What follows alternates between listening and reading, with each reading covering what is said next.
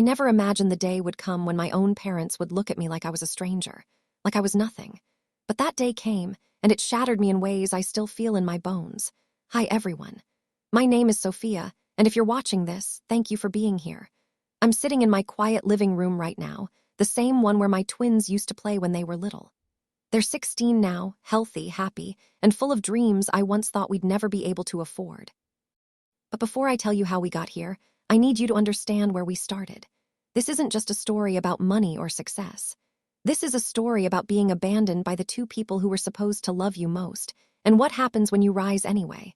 I grew up in a beautiful house in the suburbs. My parents, Richard and Margaret, were the kind of couple everyone admired. Dad was a respected accountant. Mom stayed home and ran the household like a perfect machine. They had high expectations. Straight A's, piano lessons, church every Sunday. I was their only child, their golden girl. They told me I was destined for great things. I believed them. When I met Daniel in college, everything felt like it was falling into place. He was kind, ambitious, and he looked at me like I was the only person in the room. We got married right after graduation. My parents were thrilled. They helped us buy our first home. Mom planned the wedding down to the last flower. For a while, life felt exactly like the picture they had painted for me. Then came the surprise that changed everything. I found out I was pregnant with twins when I was 24. At first, I was overjoyed. Daniel was scared but excited. We told my parents over Sunday dinner. I remember Mom's face freezing for just a second before she forced a smile. Dad cleared his throat and said, "Well, that's unexpected." I brushed it off. I thought they were just worried about money or timing. But the worry never went away. It grew. Daniel started working longer hours. The pregnancy was hard on my body. I was exhausted all the time. My parents began making little comments. "Are you sure you're ready for this? Twins are a lot of work, Sophia. Maybe you should have waited." Their warmth faded month by month. The phone calls became shorter. Visits felt forced. Then Daniel got into a car accident when I was 7 months pregnant. He didn't make it. The grief hit me like a wave. I was devastated, completely lost. I called my mom crying that night from the hospital. I begged her to come. She said they would pray for me. They didn't come, not that night, not the next day. When they finally showed up 2 days later, it was brief. Dad patted my shoulder awkwardly. Mom said, "These things happen for a reason, honey." I gave birth to my beautiful twins, Lily and Lucas, alone. No one from my family was in the room. The nurses felt sorry for me. I could see it in their eyes. For the first few weeks, my parents helped a little. They brought meals, but the help came with conditions. Every visit turned into a lecture. "You should put them up for adoption. You're too young to raise 2 bobbies alone. Your life is ruined now." The love I once felt from them turned cold. They looked at my bobbies like they were mistakes. Then came the day that broke me completely. I was struggling. Postpartum depression had me in its grip. The twins weren't sleeping. I was barely eating. I called my parents in tears, asking if they could watch the bobbies for one night so I could rest. Mom answered. Her voice was flat. She said, "Sophia, we can't keep doing this. You've made your choices. It's time you stood on your own 2 feet. We have our own lives." I begged. I told her I was drowning. She hung up. The next morning, they came to my house. I thought they had changed their minds. Instead, Dad handed me an envelope. Inside was a letter. It said they were done. They had decided to cut me off financially and emotionally. They couldn't support my poor decisions anymore. They suggested I give the twins to a nice family who could provide better. They said it would be the responsible thing to do. I stood there holding that letter, my bobbies crying in their cribs, and I felt something inside me die. My own parents were abandoning me at the lowest point of my life. They walked out that door and didn't look back. No calls, no messages, nothing, for years. That was the moment I realized the family I thought I had was never real. I sat on the floor that night holding Lily and Lucas, rocking them as they cried, and I cried with them. I had no job, very little savings, and no support system. I was 25 years old with 2 newborns and a broken heart. The betrayal cut so deep I didn't know if I'd ever feel whole again. But something shifted in me that night. Between the tears, a small fire started burning. A quiet voice whispered that I couldn't let them be right. I couldn't let my children grow up believing they were unwanted. So I made a promise to them and to myself. I would survive this. I would build something beautiful from the ashes they left me in. And I did. But not without years of pain first.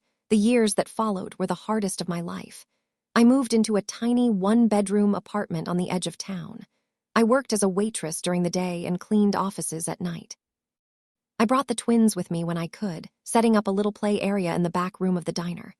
People felt sorry for me. Some were kind, most just looked away. There were nights I went to bed hungry so the Bobbies could eat. Winters when the heat bill was too expensive and we huddled under blankets. Birthdays where I could only afford one small gift to share between them. Every milestone hurt because my parents weren't there. Lily's first steps. Lucas's first words. Their first day of school. I smiled for them, but inside I carried a deep emptiness. I tried reaching out to my parents twice, once when the twins turned 3. I sent photos and a letter saying I missed them. No response.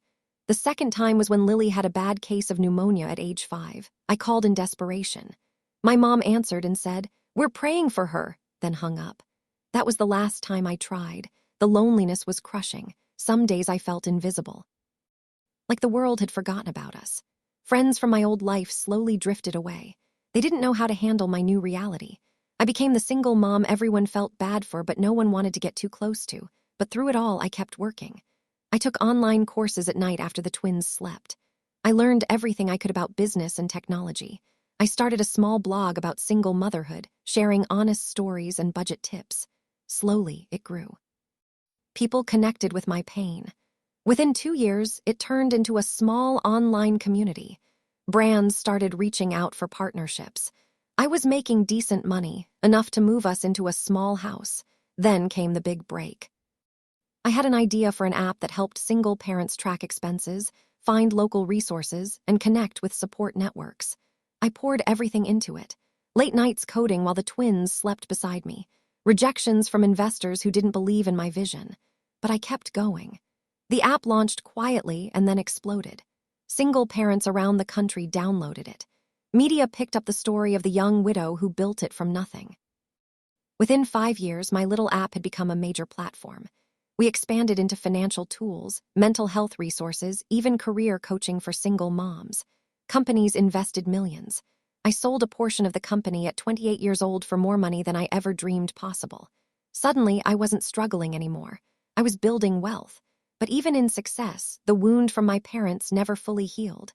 I thought about them often. I wondered if they knew what I had become. Part of me wanted them to see. Another part was terrified of it.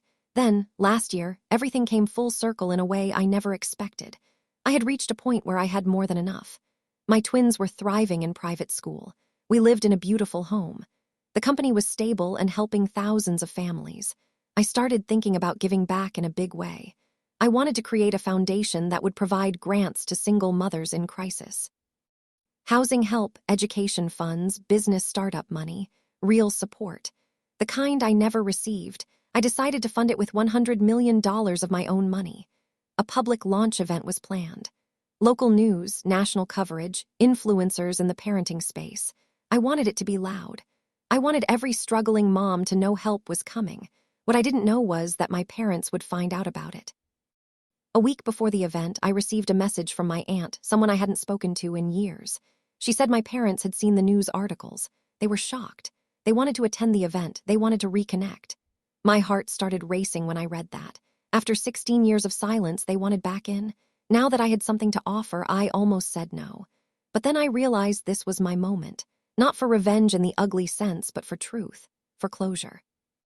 For my children to see their mother stand tall, I agreed to let them attend.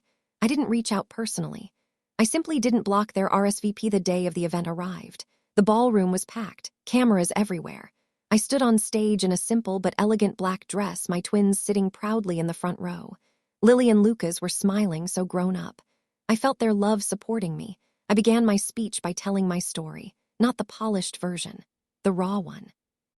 How I was abandoned with 2 newborns. How my own parents turned their backs when I needed them most. How the pain almost destroyed me, but instead it forged me into someone stronger. I saw them then, sitting near the back. My father looked older, smaller somehow. My mother had tears in her eyes. They stared at me like they were seeing a ghost. I continued. I stand here today not because of the family I was born into, but in spite of it. Today, I'm donating $100 million to create a foundation that will support single mothers and their children. No judgments, no conditions, just real help when life gets too heavy. The room erupted in applause. My twins stood up and cheered. I looked directly toward the back of the room and said, "To anyone who has ever been abandoned by the people who were supposed to love you, this is proof that your story isn't over. You can rise. You can build." And one day you might even find the strength to forgive, but never forget what you survived. After the event, my parents approached me. The crowd was still buzzing. My mother reached out to hug me. I stepped back gently. "Mom, Dad," I said calmly, my voice steady. "You made your choice 16 years ago. You left me when I was broken and alone with two Bobbies. You missed their entire childhood. You don't get to claim this success as yours now." My father looked ashamed. "Sophia, we were wrong. We were scared. We thought we were doing what was best." I smiled sadly. "Best for who? Not for me, not for your grandchildren. I survived because I had to. My children thrived because I refused to let your abandonment define us." My mother was crying now. "Please, we want to be part of your life." I looked at her for a long moment. "You can watch from afar. You can see the good I'm doing. But you lost the right to be close to us. This $100 million isn't just money. It's the life I built when you walked away. And I'm giving it so no other mother ever feels as invisible as I did." I turned and walked away with my arms around Lily and Lucas. They didn't chase after me. They just stood there, watching the daughter they abandoned shine in front of the world. In the weeks that followed, messages came. Some were apologies. Others were attempts to guilt me. I didn't respond. I had already said everything I needed to say on that stage. Today, my foundation has already helped hundreds of families. My twins are proud of where we came from. They've asked about their grandparents, and I've answered honestly. But they know our real family is the one we built together. If you're listening to this and you're in pain right now, if someone has betrayed you, abandoned you, or made you feel worthless, I want you to hear me. Your value isn't determined by who left you. Your future isn't limited by their cruelty, the fire they tried to put out inside you. Let it burn brighter. Use it to rise. I never set out for revenge. I set out to survive. But in surviving and thriving and giving back what was taken from me in spirit, I found the deepest justice of all. My parents watched me give away $100 million. They watched the daughter they threw away become a woman who lifted up thousands. And in their eyes that day, I finally saw the truth they could never say out loud. They were wrong, and I was free. Thank you for listening to my story. If it touched you, please share it with someone who needs to hear it. Remember, your comeback is coming. Keep going. The best part of your life is still ahead.